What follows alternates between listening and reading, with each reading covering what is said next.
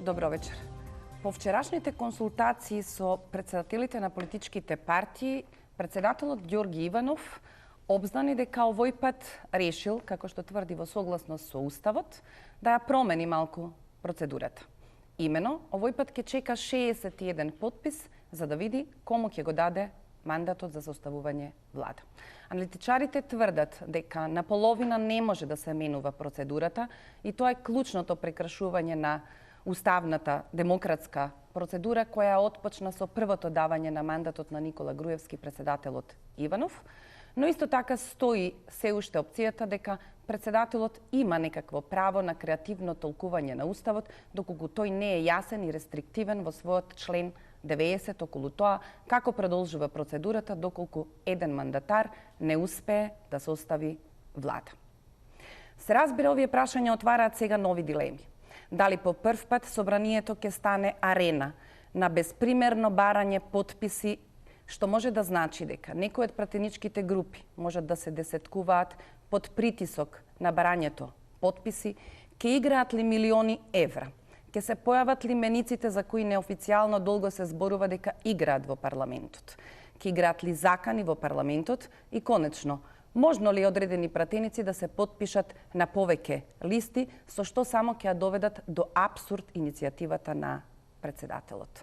Секој парламентарец има право да го задржи своето суверено право на глас, како ќе се изјасни тоа да го направи на седницата која ќе се избира влада. Професорот Денко Малевски вели дека сцената е поставена за политички хаос. По втор пат, во таква авантура не втурнува одлуката на председателот, наместо да расчисти, повторно да ги збрка лончињата. Вечерва со моите гости Јадранка Костова, уредник во Фокус, Васко Попетревски, уредник на 360 степени и аналитичарот Сефер Тахири, ги анализираме можните сценарија и дилемата. Дали по ваквата одлука повеќе се движиме кон избор на политичка влада или кон нови избори? За почеток, Костова, преседанот е повеќе од јасен, на половина од играта да се променат правилата. Дали од ова исчитувате дека војникот на ВМРО ДПМН останува доследен во својата намера до последно да го спасува Груевски, бидејќи од ова може да се исчита дека председателот на ниеден начин не даде до знаење дали барем Никола Груевски со трошењето 20 дена е дисквалификуван од оваа потрага по ново мнозинство. Начинот на кој вчера се формулираше председателот на некој начин значи дека и Никола Груевски е во трка за составување мнозинство. Тешко е кога вие треба да го толкувате, да читате меѓу редови, затоа што Иванов кажа што кажа и не дозволи новинарски прашања. Дури и вака како редакција да се обратите и да побарате објаснување, нема да добиете ништо повеќе. Но преседан имаме повеќе. Ние сме навистина во една ненормална ситуација. Да подсетам, преседан беше и што со седницата конститутивна на собранието председаваше Трајко Велјановски. Трајко Велјановски е председател на собрание. Значи, ние немаме собрание. Тој нема председател. Или ако Трајко Велјановски уште е таму, тоа е малку ненормална ситуација. Второ, ние каква влада имаме? Имаме технички премиер Емил Димитриев, кој истовремено е пратеник. И уште тројца министри се пратеници. И тоа е кршење на Уставот, но кој одлучува дали се крши Уставот? Груевски. Да подсетам и дека ние имаме вршители на должност и на Врховниот суд и на најголемиот кривичниот суд. Значи, единствено го имаме председателот Ѓорѓе Иванов. Но сите овие институции, ние сме заробена држава, со сите овие институции управува еден центар. Иако Груевски не е премиер цела една година. Значи, сите овие функционираат како марионетки. И во таа смисла, ние можеме буквално се да очекуваме. Фактот дека Иванов не му го даде веднаш мандатот на Груевски да формира влада, туку чекаше да поминат 10 дена, ако му бил јасен Уставот дека, како што они тврдат, ВМРО е победник. Иако Уставот вели за партија што има мнозинство или коалиција која има мнозинство, но еве. Од тогаш беше јасно дека ќе се игра на време, ќе се развлекува до максимум состојбата. За жал, тие уште можат многу бели да направат во целава ситуација. Тоа што Иванов измисли дека сега наеднаш ќе го додели мандатот, нели, ако соберат 61 подпис, но за мене она што е уште пострашно е што ја условува владата со одредени точки, такви ингеренции нема, но во ваква Македонија и тоа еве проаѓа. Да имате еден аршин за Груевски, а еден за Заев, тоа е, да ви кажам, на сред на полувреме на фудбалски надпревар, да ги промените правилата, да укинете црвен картон, да речете нема да играат 11, ки играат. Навистина е апсурдно и тоа. Но еве тоа говори до кај ни е ненормалноста дека сиве овие работи проаѓаат. И ние навикнавме дека ќе имаме своевиден партиски апартхејд. За обичните луѓе важат одредени правила во судот, ќе има притвори, мерки за безбедност, налози за претрес. За врхушката од ВМРО не важат тие закони. За Груевски важат едни услови за составување влада, за Заев ќе важат други услови. Се плашам само ние дека веќе се навикнавме на сите овие настранности во државава, во системот. И затоа мислам дека понатаму ќе зборуваме, но првата приоритет на политичка влада која се надевам ќе се состави е враќање на нормалноста. По Петровски околу ова навикнувањето на абнормалното да биде нормално, би сакал да се надоврзам кај Костова. Јас не мислам дека Иванов не остави во толку нејасна ситуација, ајде да бидам вака строг. Мислам дека ако ВМРО политички има став дека единствена опција за нив се брзи избори, тогаш зошто ВМРО сега би собирал подписи за нов мандат? Ако политичкиот став на ВМРО е дека не сака нов мандат, зошто сега ние би им броеле и би им давале нова шанса дека тие може да собираат? Па не е сега дали они сакаат, дали можат.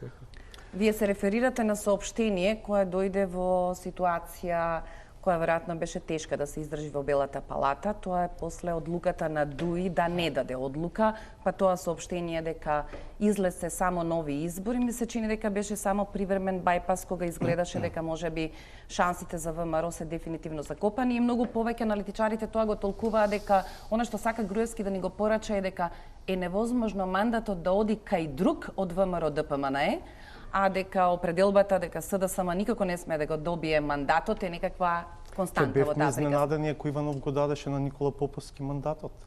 Ќе бевме изненадени ако го дадеше повторно на Никола Груевски. Не. Во таа смисла велам дека можеби помалку малициозно се разбира, тој исчекори напред, па барем рече еве сега. Ако ми донесат 61 подпис, спремен сум дури и на друг представник на друга партија, не на ВМРО ДПМНЕ, да го дадам мандатот. Јас би сакал сепак малку по-оптимистички наистина да гледам на оваа ситуација. Има ли по Петровски една замка во ова што можеби на некој начин го оправдува Иванов? Одлуката на ДУИ не беше дисквалификување на ВМРО ДПМНЕ дека таму каде што тргнал заедно со ДУИ нема мнозинство. Последната пресконференција во неделата на ДУИ беше ни треба време и сите опции се на маса. Тоа на некој начин може да се толкува дека ДУИ се уште не ја дисквалификуваше ВМРО ДПМНЕ од потрагата за заедничко парламентарно мнозинство. Факт е тоа. До денеска официјално ставот на Демократската унија за интеграција е тој дека се уште... И председателот сега во подеднаква кондиција ги дава шансите на сите. Иако веќе гледаме спорадични изјави кои што доаѓаат од првенци од Демократската унија за интеграција, Талат Џафери, да речеме, сега може тука да го толкуваме тоа во функција на своја промоција на можен иден кандидат за председател на собранието или така натаму.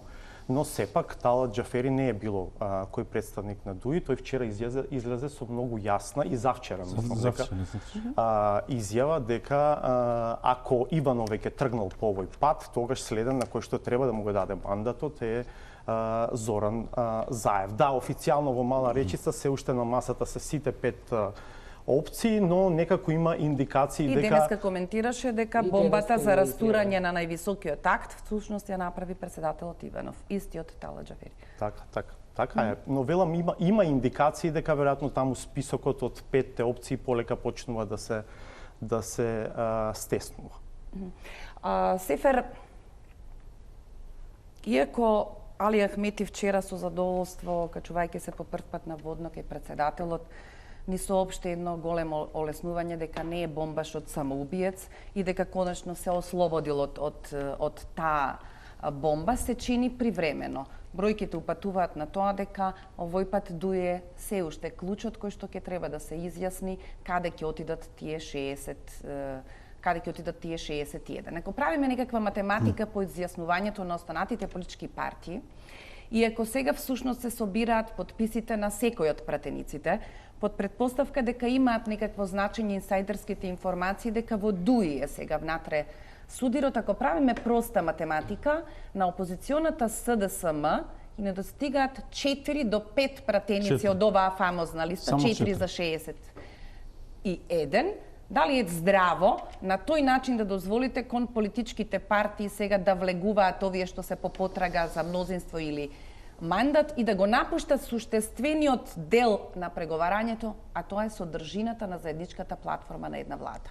Значи, јас мислам дека вчера имаше една изјава на господинот Ахмети дека он размислува со глава, но исто така изјави дека бомбата ја оставил кај Иванов, што мислам дека не е баш паметно бомбата да биде кај Иванов, бидејќи ние имавме во континуитет изјави на истакнати професори на правниот факултет, кои што јас сум сигурен дека они знаат дека не е така, но беа под притисок од партијата ВМРО-ДПМН да искажуваат некакви небулозни, по мене чудни ставови, бидејќи јас и Васко сме студирали там, предпоставувам и вие.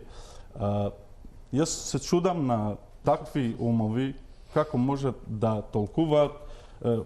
Имаше и едни коментари на експерти дека Уставот може да го коментираат само уставни експерти, но видовме како го толкуваат. Значи, членот 90 е јасен и вели дека председателот на Република Македонија, значи, може да го довери мандатот на кандидат на партијата, односно партиите што го имаат мнозинството во собранието. Ова беше толкувано од експерти дека значи дека може само ВМРО-ДПМН да го добива мандатот, бидејќи они го имаат мнозинството. Тука зборува за Уставот зборува за друго мнозинство, за парламентарно мнозинство, за 61 пратеник, значи за мнозинство од парламентарниот состав кој што го имаме. Изначувањето на овој значи на ова мнозинство во собранието со фактот дека ВМРО-ДПМН освоила точно најмногу претеници во собранието, водеше кон тоа Иванов да постапува како што постапува. Мене мој личен став е дека Иванов е небитен во случајот. Бидејќи ние имаме во ситуацијата ВМРО-ДПМН има 51 пратеник во собранието, додека опозицијската СДСМ има поддршка од 57 пратеници. Мислам дека во случајот Иванов е небитен и по ингеренциите и по тоа што пишува во Уставот. Сметам дека во моментот клучот не е ни кај Ахмети, не е ни кај Иванов, ни кај Груевски, бидејќи може да се толкува тоа така дека ВМРО-ДПМН се надева потајно дека може да го добива мандатот Никола Поповски и така натаму. Мислам дека изјавата на Талат Џафери, на Артан Груби, на Невзат Бејта, на Теута Арифи води кон тоа дека Првата опција, дуи сега во моментот нема 5 опции, има само 4 опции. Првата опција е истрошена. Значи Мислите, на маса со ВМРО опцијата е истрошена? Да. И со Никола, и со вториот Никола, може би тој третиот Никола. Да може, а со вториот или третиот Никола ќе го добиеше Не, мислам дека расположението на членството на ДУИ е јасно и притисокот на јавноста е јасен дека не треба да се оди со ВМРО ДПМН. Сметам дека клучот ова е интересно Јадрнка што го вика да може, а може би ќе го направи. Да може, да беше проблемот дали е Груевски или друг Никола. Да може, а они ќе одеа со Никола Груевски. Значи проблемот не е во кај имињата, дали ќе биде најглавниот Никола или овој вториот или третиот. Дали сме сигурни дека ДУИ не беше спремна на друг мандатар, дека може би проблемот се појави на друга адреса, дека Никола Груевски не е подготвен ни еден друг од неговата партија да биде мандатар? Проблемите во ДУИ, колку што знаме, не е проблемот само Никола Груевски. Воопшто е проблем коалицирањето со ВМРО ДПМН, кој ДУИ го чинеше многу скапо. Значи, има став од поголемиот дел од председателството дека они под никоја цена не сакаат да одат со ВМРО ДПМН, бидејќи платија голема фактура на изборите. Уште ова сакам да го кажам. Значи, ова е момент во кој што лидерот на опозицијата има поддршка од 57 пратеници. Мислам дека ова е време да седне да разговара со господинот Ахмети, без разлика на притисокот од албанската јавност во медиумите, интелектуалци, новинари кои што го повикуваат Заев да излезе или да каже дали ја прифаќа платформата. Мислам дека тоа не се решава така, не се решава пред камери. Мислам дека тоа е работа на договор, на седнување, на долги разговори и мислам дека дел од прашањата за кои што ќе збориме се решливи и со поддршка од 61 пратеник од собранието. Оливера, ако дозволиш, само бидејќи Сефер се реферираше на дел од анализите на дел од така наречените конституционалисти, не случајно ги нарекувам така наречени. Јас ќе потсетам на одговорноста на другите експерти по уставно право, особено од катедрата по уставно право и политички систем на правниот факултет, кои што во овој момент, до овој момент не најдоа храброст да излезат и самите да кажат став. Јас мислам дека тие меѓу другото постојат за да излезат и кажуваат ставови во вакви моменти. Сега и требаат на јавноста, на државата, на политиката, на политичкиот систем. Не за себе да ги кажуваат толкувањата. На кого мислиш, Васко? Јас мислам дека сами ќе се препознаат. Тоа се професори кои што јас длабоко ги почитувам. Но мислам дека не треба да седат во сенка и за ветрина, туку сега треба да излезат и да кажат што мислат и како треба Иванов да постапи во оваа ситуација. А мислиш ке ги послуша Иванов? Јас мислам дека е нивна должност, јас мислам дека е нивна должност. За јавноста да, се согласувам. Бидејќи сите други кои што се појавија, ајде да не испадне сите други. Голем дел од тие што се појавија има начин да бидат дисквалификувани, беа дисквалификувани. Мислам дека има уште еден, двајца па и тројца кои што не сме ги чуле со став, а треба да се појават и да го кажат тој став. Звучи ли во таа смисла логично дека наместо бурата што ја предизвика одлуката на Иванов да го покани председателот на Уставниот суд, кој вели дека таму отишол лично да изнесе лични мислења и од тие причини со себе го понел генералниот секретар, што веројатно прави впечаток дека тоа е лично приватно лице на председателот на судот и председателот Иванов како професор некогаш на правниот факултет одлучи дури ни еден од овие да не ги повика од катедрата по уставно право на Прво, околу повикувањето на председателот на Уставниот суд, интересно е дека има одлука на Уставниот суд од 1992 година. Иницијатори биле група пратеници од ВМРО ДПМН и мислам дека Томислав Стевковски е подпишан на таа иницијатива, при што Уставниот суд се прогласува за ненадлежен да постапува во случајот со одлуката на председателот Глигоров да му го даде мандатот на Бранко Црвенковски. Значи, Уставниот суд се прогласува за ненадлежен. Сега во правото Јадрнка е правник, знае, нели, тој принцип на рес јудиката, во принцип треба да се почитува. И јас навистина не гледам од каде основата председателот на државата да го повика председателот на Уставниот суд и да се консултира со него. Нашиот Уставен суд нема такви надлежности. Поранешниот уставен судија Спирковски на една дебата, Игор Спировски на една дебата соопшти дека таа одлука да биде поканет председателот на судот е малку проблематично еден друг аспект.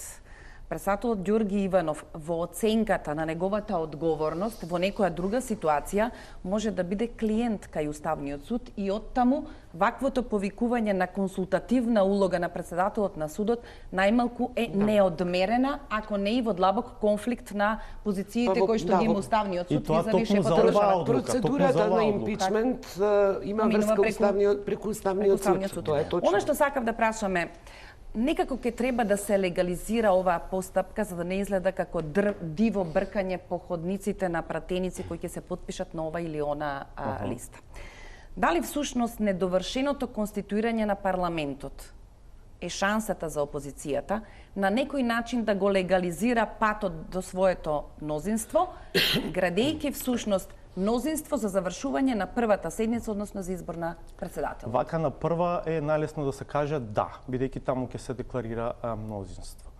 Но ако од политички аспект се гледа тоа прашање, спикерското место, председателското место во собранието е секогаш дел од целиот пакет, од пакетот и од поделбата на местата при договорите за составување парламентарно и владино мнозинство. Така што да, веројатно најдобар начин да се декларира мнозинство од најмалку 61 пратеник е да се доврши конститутивната седница, да се избере председател на парламентот и потоа Иванов непречено да може на представник на тоа ново мнозинство кој што ќе биде определено од тоа мнозинство да биде мандатар, да му го довери мандатот.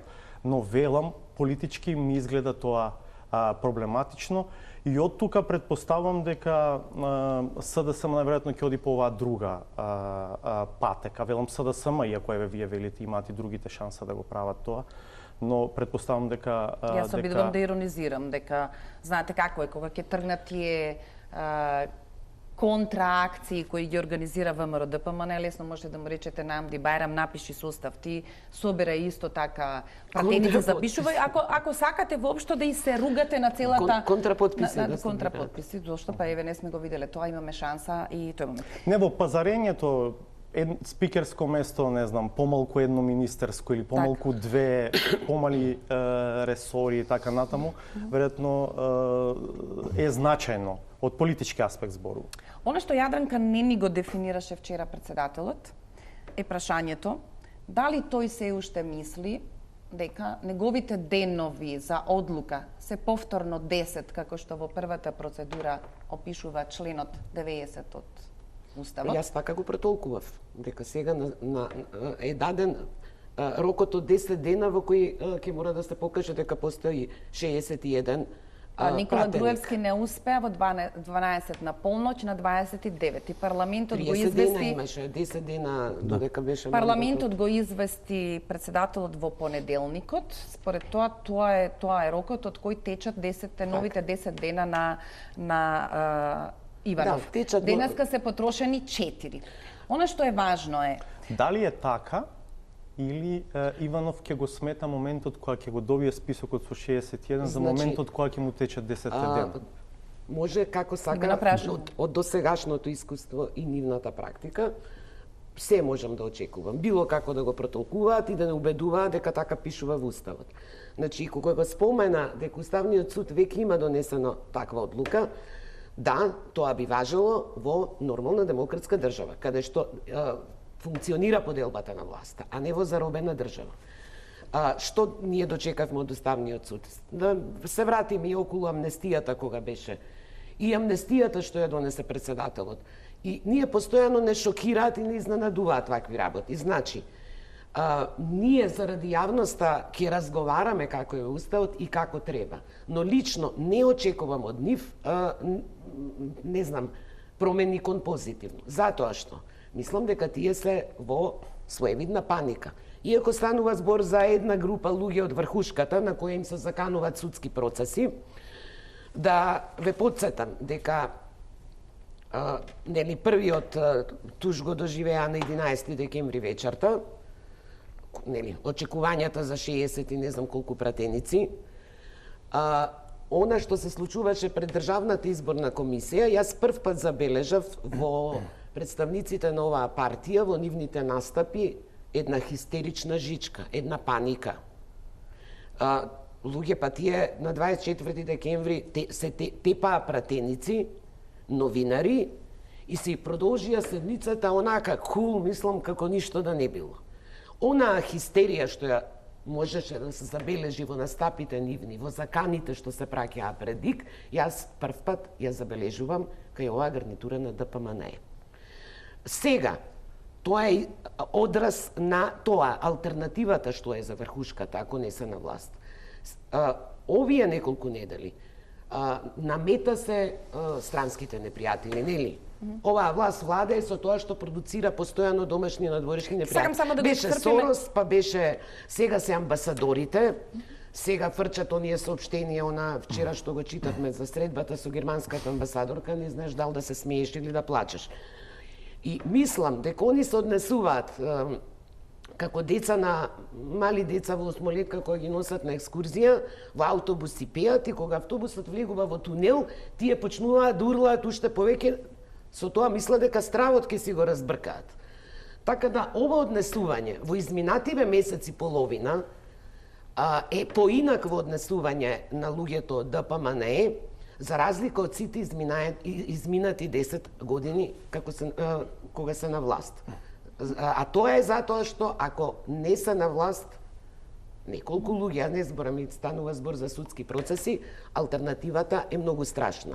Фактот дека они успеа да воспостават една војничка дисциплина со морков и стап, да ги контролираат институциите, нели, дали работат под притисок или не, тие индиректно и од судството праќаат абери, морале така, јас морав, председателот мора. Тоа говори дека во оваа состојба не се они мохни како што биле, но кажувам, во таа психолошка состојба мене нема да ми изненадат сите нивни блокади што ќе ги прават за да ја одолговекуваат работата. И не знам, еве јас на пример прашувам што мислите како ги се однесува Трајко Велјановски кога ќе се оверат 61 подпис и ќе сакаат конститутивна седница. Мислите дека така, мислам сето тоа ќе биде фино културно предавање. Не знам, во дилема сум едноставно. Обидувајќи се да ги изведуваме скоро до апсурд овој начин сега на потрага и читање креативно на уставните норми на председателот, ми доаѓа на памет дека всушност кога ќе го исчитате целиот устав, од него извлечените законски одредби, просто нема никаква логика да поднесувате гласање доверба на владата, се поднесува од 20 пратеници и дека ние можеме да живееме сега нов преседан во кој некој председател на собрание ќе вели: покажете имате ли 61 подпис за воопшто иницијативата да ја ставаме за да не си губиме време. Од прилика оваа идеја на председателот покажете ми 61 звучи и го урива основното прашање и право на пратеникот, дека тој до последно размислува во однос на понудата, во однос суштински на програмата. Сефер, дали чувствувате дека сега во овој период стеснет кој што им го дава Иванов за одлука околу подписите, го пренебрегнува најважното, дека партиите, обидувајќи се да состават кадровски решенија за влада, суштествено за нас граѓаните, морат да разговарат за заедничката платформа која ја доставуваат како програма до собранието. Да, значи мислам дека кадровските решенија се најмалиот проблем.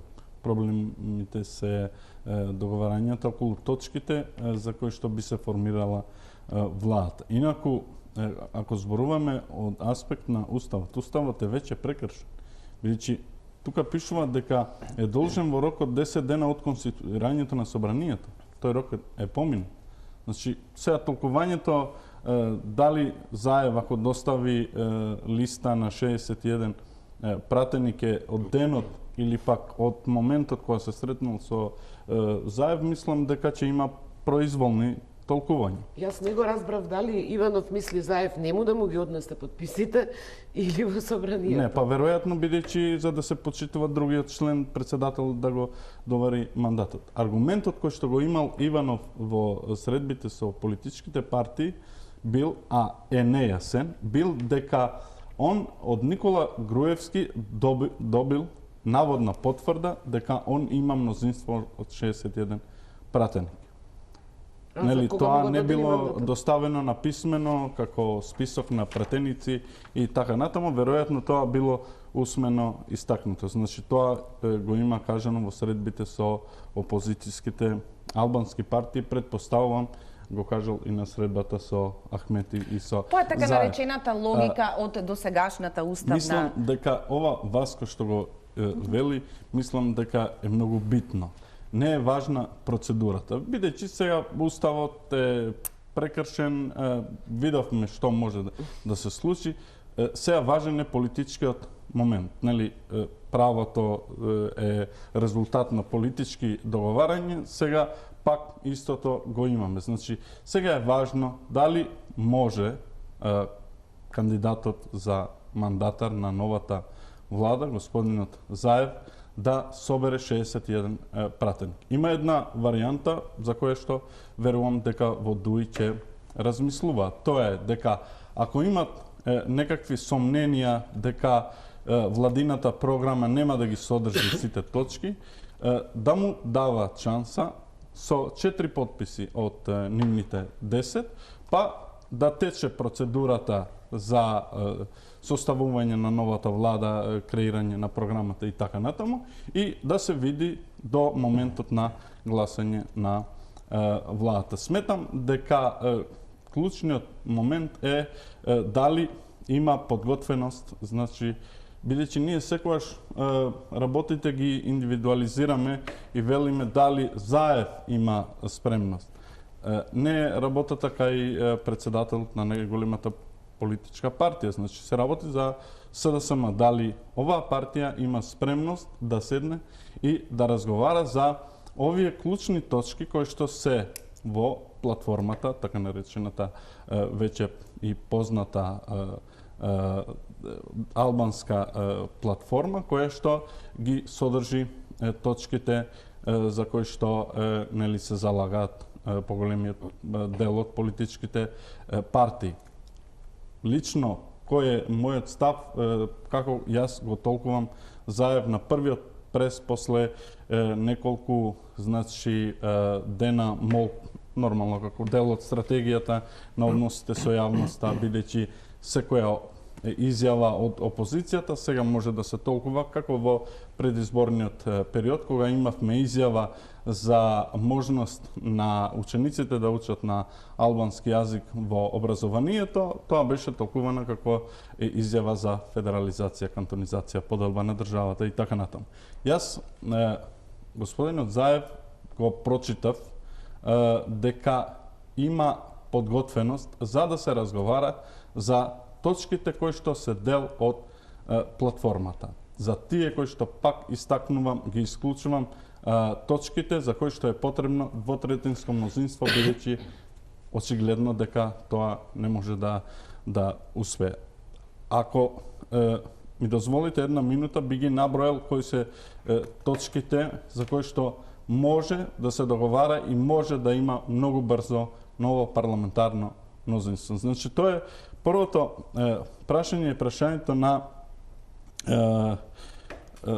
полната еднаквост во согласност, тука вели, со Охридскиот договор и Уставот. Значи, се што има во декларацијата, се пишува дека надвор од Уставот и од Охридскиот договор не треба да има ништо. Тука се бара, значи, еднаквост, полна еднаквост во јазична смисла и употреба на албанскиот јазик во сите нивоа на владење и гарантирање на употребата како основно и уставно право. Уставот на Република Македонија треба да го определи, значи, македонскиот и албанскиот јазик со неговото писмо како службени јазици во Република Македонија. Ова е делот за кој што треба во иднина да се размисли дали може да се дојде, бидејќи нема двотретинско мнозинство. Исто така, значи, ова прашање може да се реши со законот. Бидејќи со законот за јазиците јас сум истакнувал многу повеќе пати. Проблемот не е во Македонија дека не постојат закони. Во законот убаво пишува дека институциите на државата мора, кога има, значи, некакво барање од страна на граѓаните, мора да им одговарат на странките на нивниот мајчин албански јазик. Јас тврдам, сум го пишувал во текстови. Нека седне подпредседателот на собранието, подпредседателот на владата од редовите на ДУИ, нека пише едно писмо до некоја институција, до некој министерство и ќе види каков одговор ќе добие. Приговорите кои што ги пишувате, значи, за конкурсите кои што се објавуваат во Министерството за образование и култура и така натаму, ви ги враќаат само затоа што се напишани на албански јазик. Проблемот е во тоа што овој закон не се почитуваше и сега заради тоа се бара по-детална дефиниција на албанскиот јазик.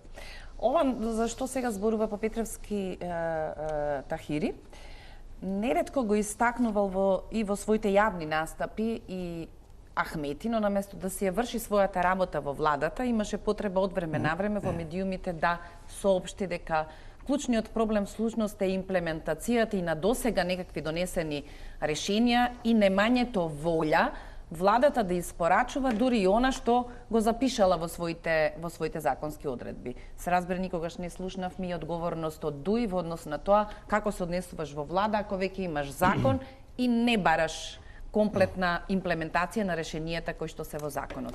Мислам дека сме на добрата трага од ова СЕФЕ што го зборува. Има сериозен проблем со имплементацијата и на оно што досега е озаконето, легализирано. Албанскиот јазик е официјален јазик во Република Македонија и мене помалку ми пречат фразите дека сега треба да го официјализираме. Тоа е официјален јазик. Веројатно има дупки во легислативата кои што треба да се дополнат за тој во полна своја функција да биде официјален јазик и многу повеќе дупки на планот на имплементацијата. Една дупка на легалната страна е, бидејќи работам во таква средина и знам одблиску следер. 2 години ВМРО ДПМН и ДУИ водеа дебата на ниво на администрација на град Скопје за законот за именување инфраструктурни објекти, плоштади, мостови. Скопје е двојазичен град. Албанскиот јазик е официјален јазик во главниот град на Република Македонија. Согласно тој закон, мостовите, плоштадите, инфраструктурните објекти не можат и на албански. Зошто? Да се именуваат, односно да се пишуваат. Затоа што Скопје како посебна единица на локалната самоуправа, случајно или не, е изоставено од законот и тоа право го имаат само општините во кои што албанците се најмалку 20%. И сега, на очигледна законска дупка, бидејќи Скопје е секако единица на локална самоуправа посебна. Албанскиот јазик е официјален јазик на ниво на Скопје. ВМРО ДПМН и ДУИ формираа комисија, па се натегаа, па анализираа. И ништо. Па и на крај ништо. Си остана вака како што е решението. Така што јас се согласувам со Сефер. Има вакви повеќе ситуации кои што треба да бидат решени, да се најдат пари, средства, начини, механизми како да се подобри имплементацијата и мислам дека апсолутно е возможно со 61 глас во собранието да се стигне до едно ниво кое што ќе биде сосема нормално и доволно ниво. Она што веќе е запишано во законите да има својата полна сила на делување. Овдека правиме пауза за реклами.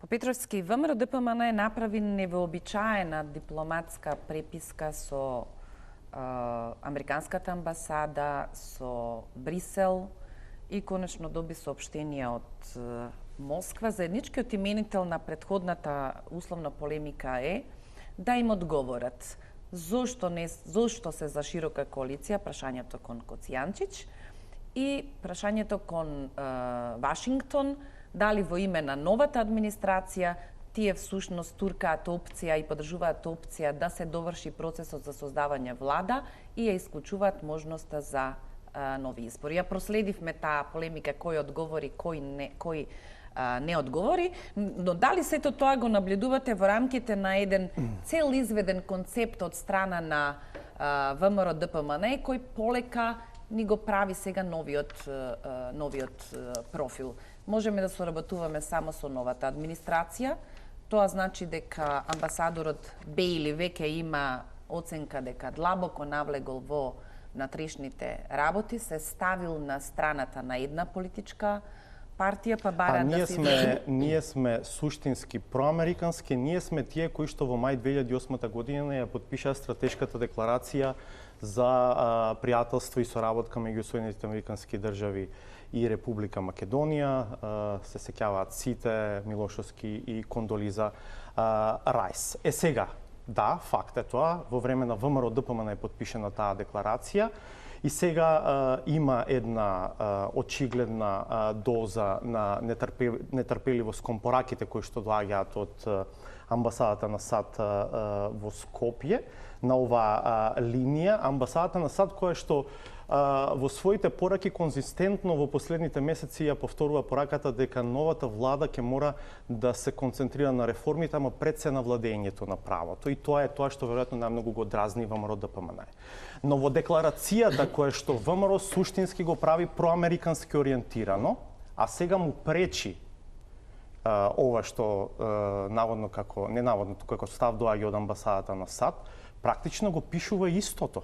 Еве декларацијата. Во еден нејзин дел вака пишува: Македонија изразува длабока благодарност на САД за досегашната помош на граѓаните на Македонија во нивните напори да го институционализираат и да го направат траен демократскиот процес преку кој се остваруваат нашите заеднички вредности за мир, слобода, владење на правото и слободна пазарна економија. Еве го истото што доаѓа како порака од соопштенијата на американската амбасада за очекувањата од тоа каква треба да биде и на што треба да се фокусира новата влада. И уште еден интересен параграф има во декларацијата. Македонија изразува задоволство од успешната имплементација на програмите за техничка помош на УСАИД во областите на демократија, економски раст и образование и потврдува дека сака соработката во овие области да продолжи. Еве ова го пишува во декларацијата со која што се гордее ВМРО ДПМН и тврди дека ги прави суштински проамерикански ориентиран. Јас ве прашувам, што е поразлично од тоа што како пораки сега стигнуваат од амбасадата на Соединетите американски држави. Инаку околу принципиелноста или непринципиелноста во однос на тоа што се прави, што се зборува, едно дома, едно надвор, трето во Европската Унија. Сите знаеме дека ВМРО ДПМН има се уште активен договор за лобистичко представување и лобистички ангажман на така наречената Дешел група во Соединетите американски држави. Том Дешел е познат поранешен член на Сенатот на Соединетите американски држави, демократ. Кој е Дешел?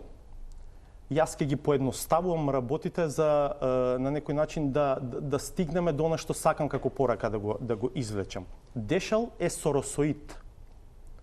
Знаете зошто?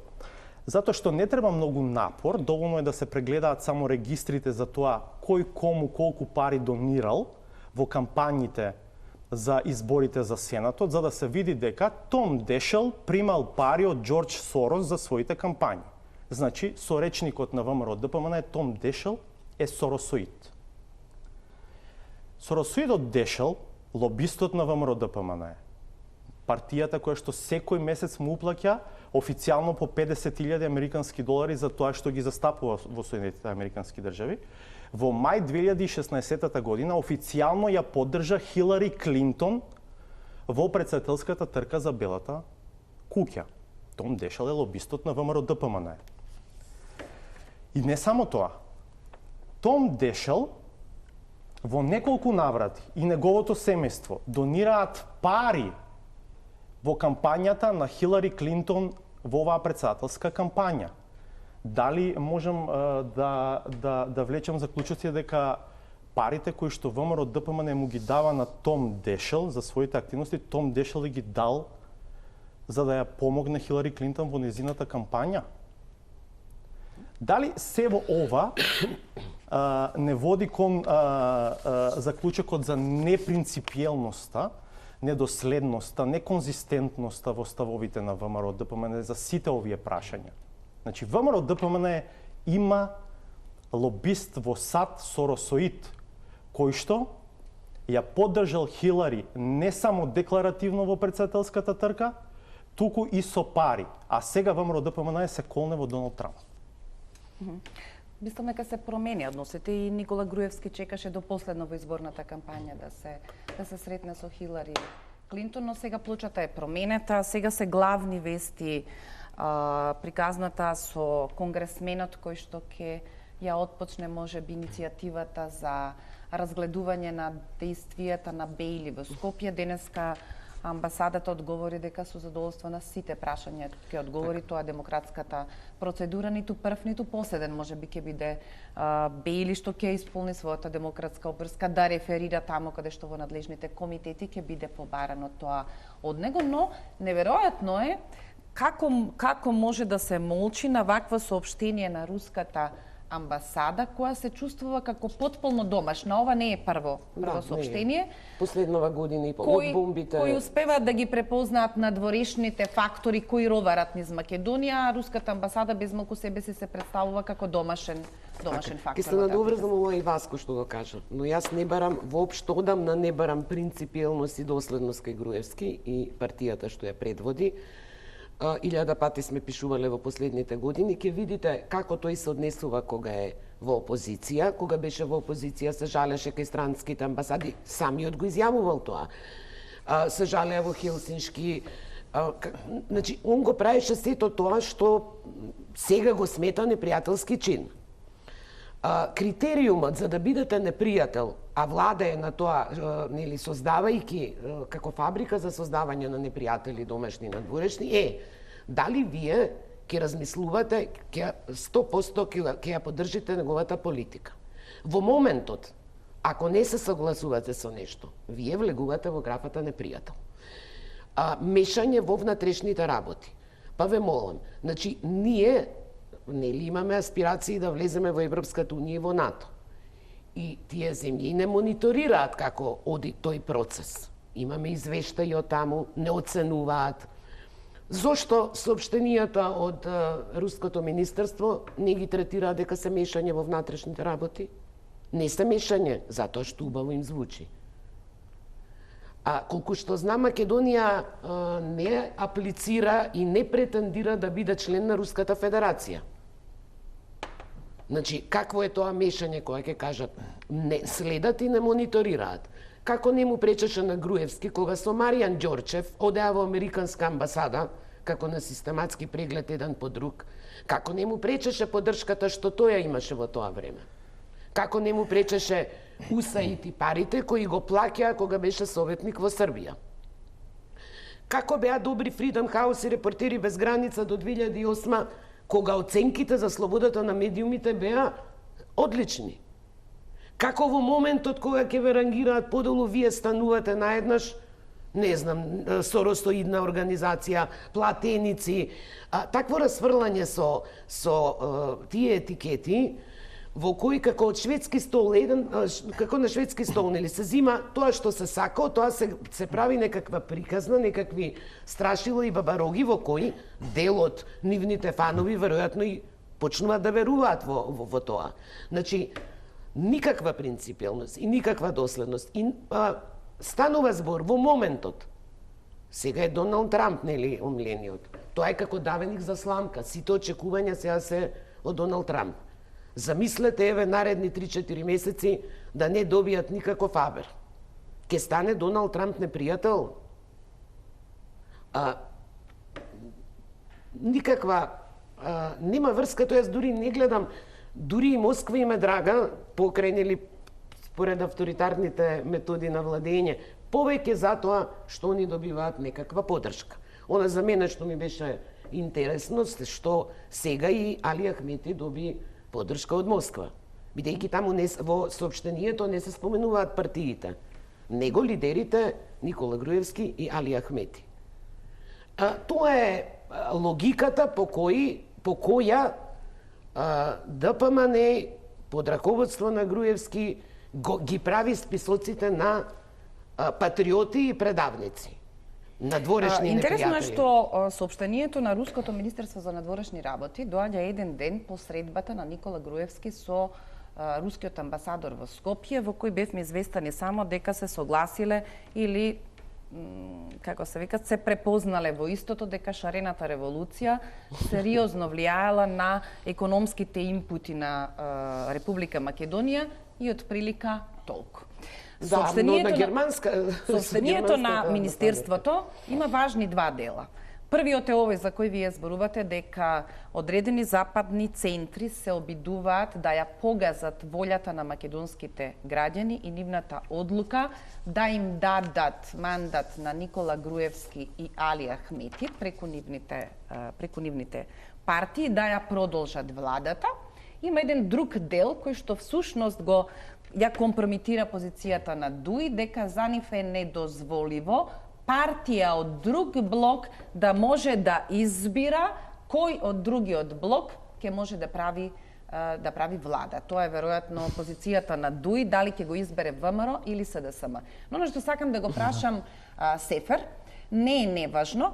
Пришно се тркала низ јавноста една приказна дека ДУИ јавно постојано зборуваше на сите критики.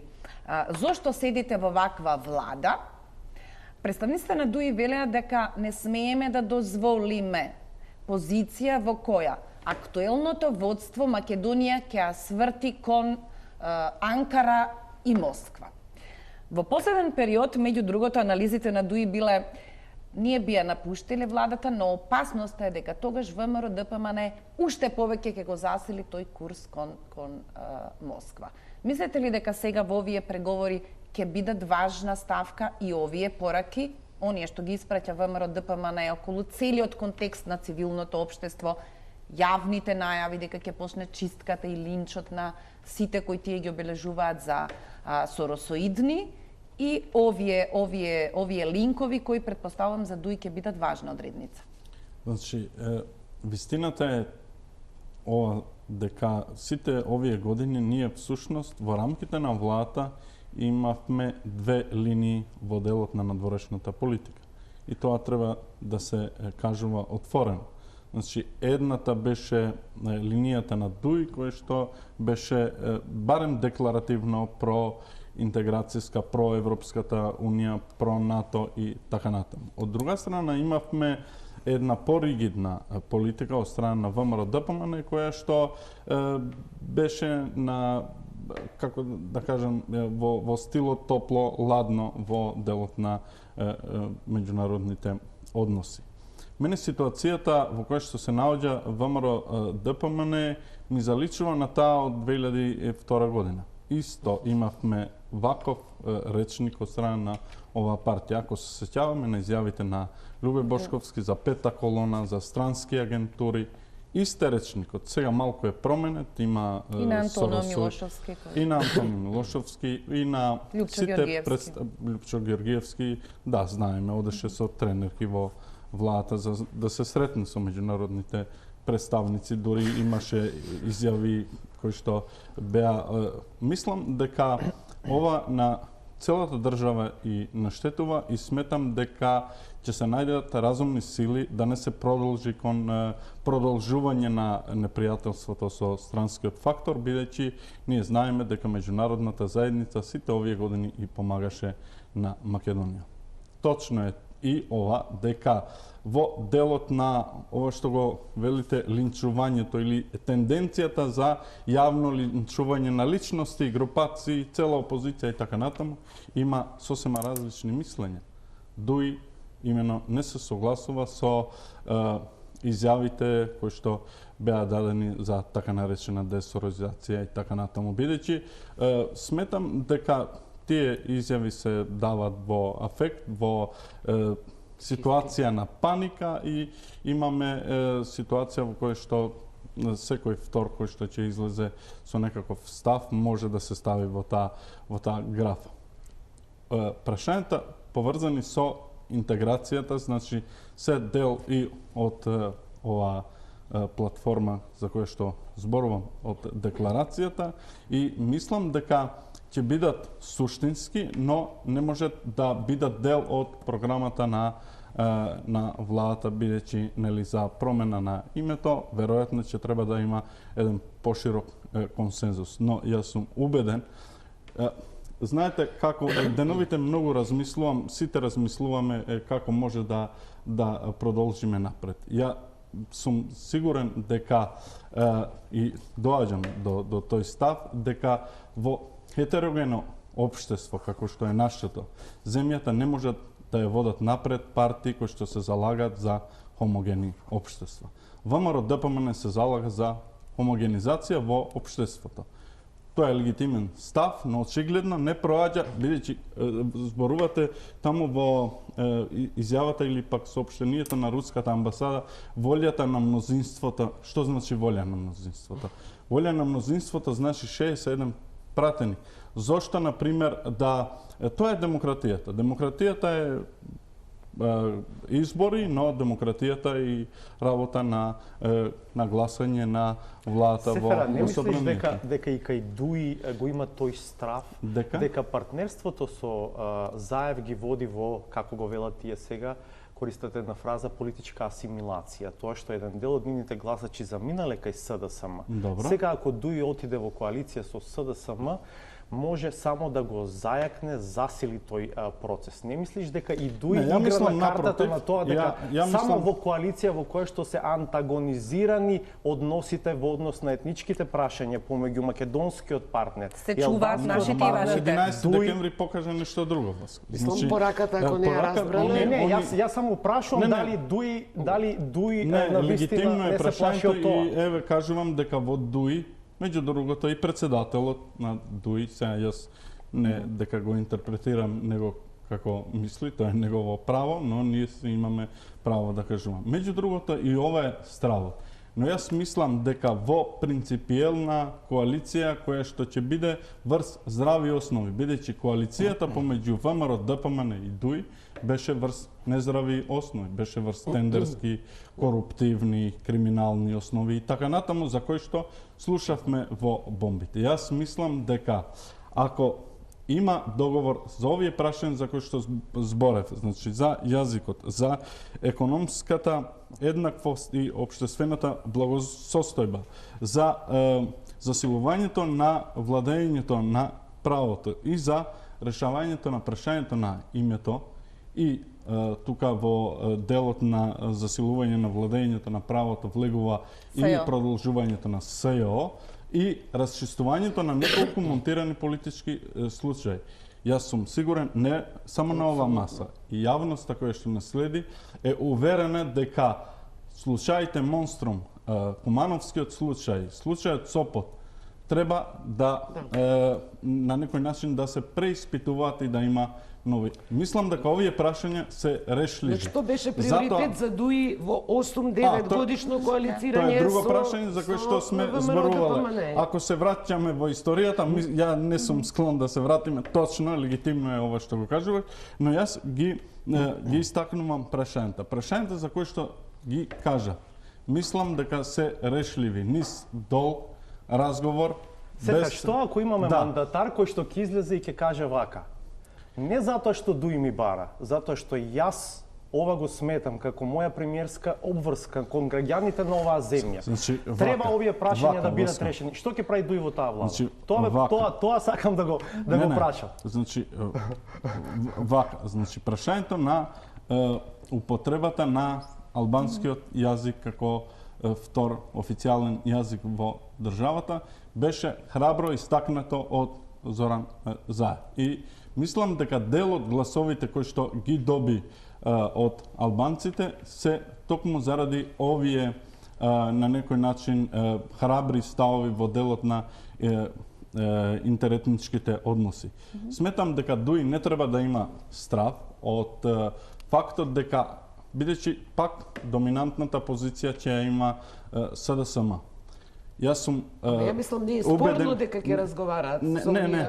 Воопшто мислам дека постои расположение. Постои расположение и јас мислам дека се решливи. Друго ми е идејата. Значи, не само ДУИ, со тоа треба да се помират и другите политички фактори во државата, и ВМРО, ДПМН, и СДСМ. Значи, нема, ќе завршам, Оливер. Значи, мислам дека гласањето по етнички клуч е завршена историја и во иднина, а бидејќи овие прашања, ако се затвараат, етничките прашања околу јазикот, буџетот, и застапеноста и владењето на правото и прашањето на името, во иднина сите политички партии, јас сум сигурен дека ќе излезе некоја политичка партија која што ќе биде мултиетничка и така натаму. Тоа е процес кој што постои во хетерогените општества и ние не можеме да бегаме, не можеме да очекуваме сега дали ДУИ ќе бара секојаш антагонизми во општеството. Сметам дека треба да се оди напред и мислам дека граѓаните албанци ќе препознаваат ако има волја кај албанските политички партии да составуваат една влада за нормализирање, како што Овде ќе направиме пауза за реклами, а ова од Тахири ми е одлично за прашањето која е голема дилема, што всушност во неколку наврати сака да ни каже госпоđа Коцијанчич. Ја користам формулацијата госпоđата од соопштението на ВМРО ДПМН, реферирајќи се на така наречениот широк консензус или влада со широка основа и дали сме некаде на трагата дека прашањето за колку е широка таа основа подразбира некаква содржина која што таа пледира дека сака да ја заврши, за која ако ги читате програмите ви звучи дека скоро сите се на ист начин определени кон тие прашања. Пауза за реклама.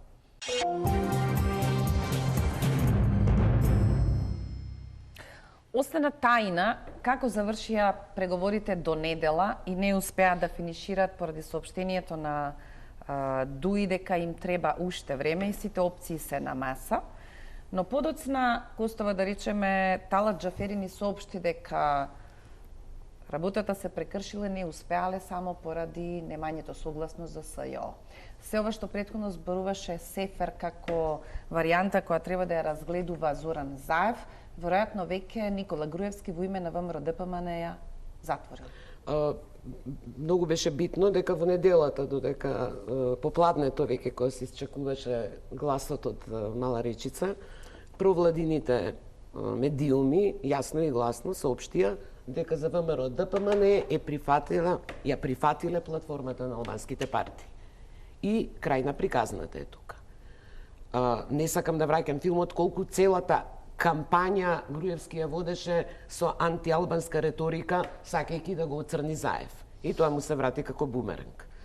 Но она што е битно сега, бидејќи навистина мислам дека они играат да добијат на време, дека и СДСМ и останатите овие партии албански треба што поскоро да собираат потписи, не сега во буквално формална смисла, и процедурата да се води преку собранието. Да се избере од председател, мислам паралелно се договараат сите тие работи, да не чекаат, бидејќи овие играат на факторот време за да ги различат. Што ви значи ова најава на СДСМ брзо ќе дадеме решение? Па би требало ова веќе, знаете, губи смисла понатаму. Ние ќе дојдат локални избори во мај, мислам, што е смислата? Ова може до недоглед да тече. Ова што го кажа Сефере, мислам дека може да се најде заеднички интерес кај сите, но мислам дека СДСМ и Заев не треба да чекаат понатаму, да тактизираат. Иако од другата страна, јас реков и на почетокот, може да, не знам, мене не би ме изненадиле никакви разноразни глупоштини, толкувања на уставот, сценарија и блокади. Под предпоставка по Петровски дека добар дел од овие прашања кои јавно, барем ВМРО ДПМН Евџашувачки вели дека тие ќе бидат на браникот на унитарноста, веројатно биле расправени со ДУИ. Тој избор дека само нови избори се решение Има некоја чудна слобода во ВМРО ДПМН дека можеби никогаш детали од преговорите со ДУИ, до каде се отишло во оваа понуда, нема да станат јавни и тие повторно ќе можат да водат некаква кампања дајте ни 63 за албанците, никогаш да не уценуваат со не знам што. Иако и ДУИ ВМРО во оваа фаза соопштија дека албанците добиле најмногу во мандатите на ВМРО ДПМН. Така беше, нели? Да. Што значи ова само дека ми е потполно нејасно како ВМРО ДПМН мисли дека тие избори ќе можат да бидат бранети со истата реторика со која што настапуваше за 11 декември, но што значи ова останавме должни, што значи ова порака од Брисел со... Прво, дали се можни брзи избори, вака како што ВМРО ДПМН ги сака и ги најавува, јас мислам не, бидејќи до овој некаков, јас ќе го наречам еквилибриум на политичкиот простор стигнавме после 2 многу мачни години. Низ еден многу тежок, макотрпен политички процес, со многу договорени механизми на контрола на процесот, кој што на крај требаше да резултира со колку толку фер шанса за сите на изборите. Резултатот од тие избори е ваков. Не може сега тој процес мачен од 2 години, сега да го замениме наеднаш, да го поништиме со брзи нови избори. Едноставно тоа е невозможно според мене. Но колку драматично различни резултати би добиле за месец и пол, два на избори? Факт е дека ни уставот, ниту науката за политичките системи и уставното право не зборуваат за победници и губитници на изборите.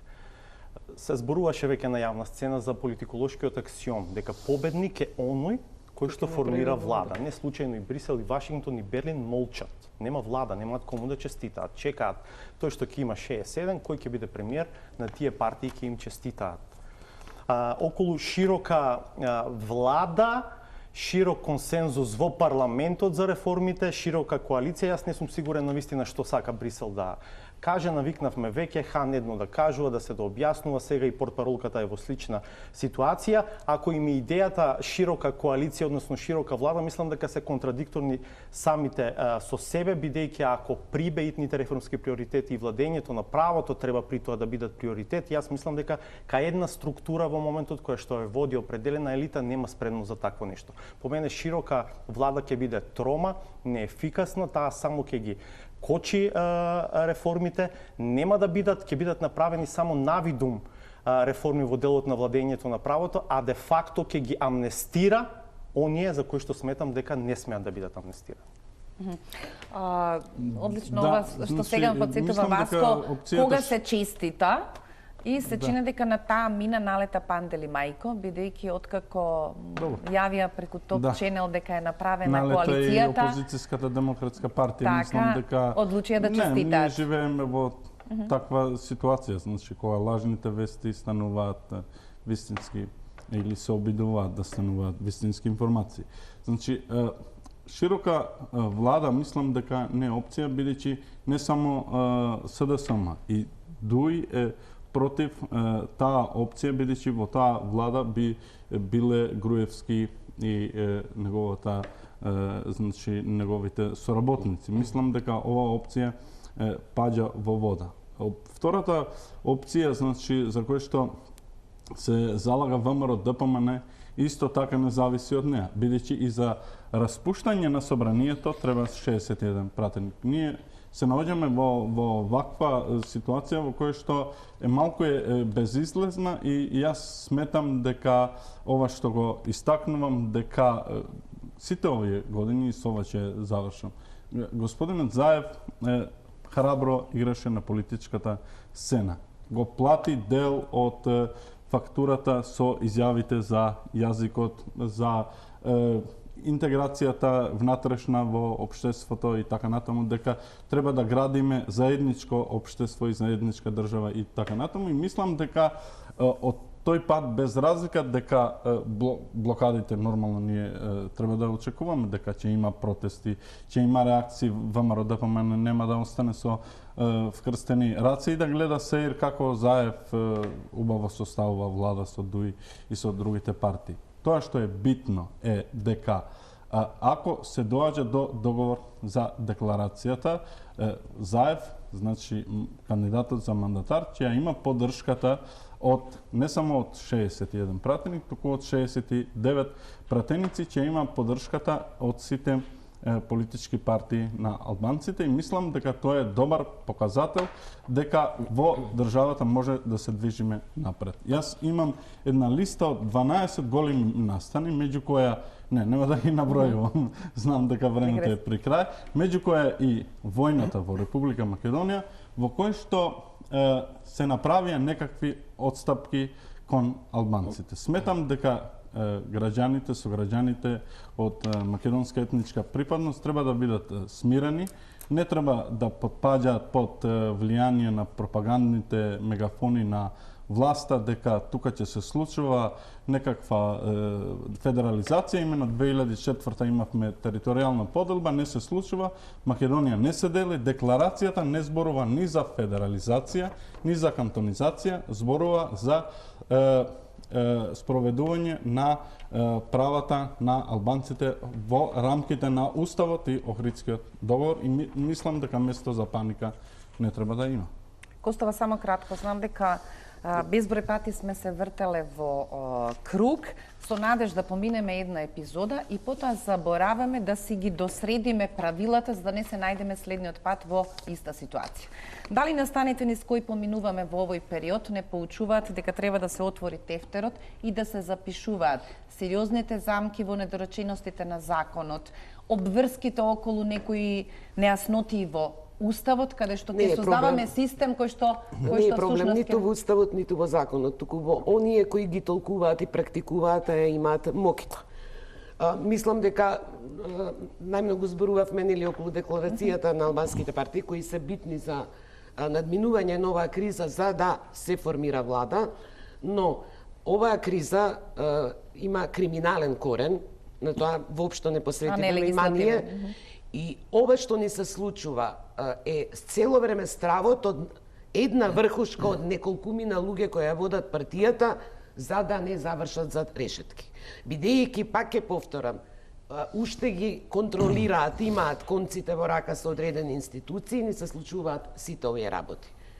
И само да додадам да она што го спомена Сефер дека има 69 пратеници, така, 69. Да, 69.